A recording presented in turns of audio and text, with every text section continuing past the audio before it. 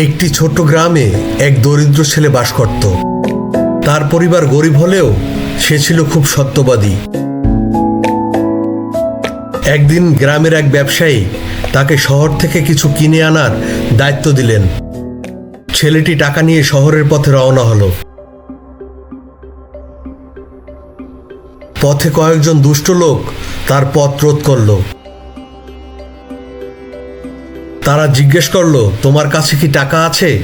ছেলেটি বলল, হ্যাঁ, আমার কাছে টাকা আছে। দুষ্ট লোকেরা অবাক হলো, সে কেন মিথ্যা বলল না। ছেলেটি বলল, আমার মা শিখিয়েছেন, কোরআনে আল্লাহ বলেছেন, সত্যবাদীদের সঙ্গে থাকো। এই কথা শুনে দুষ্ট লোকদের হৃদয় পরিবর্তন হলো। তারা বলল, আজ থেকে আর আমরা মন্দ কাজ করব না। হে ঈমানদারগণ, তোমরা আল্লাহকে ভয় করো এবং সত্যবাদীদের সঙ্গে থাকো। সূরা তওবা আয়াত 119।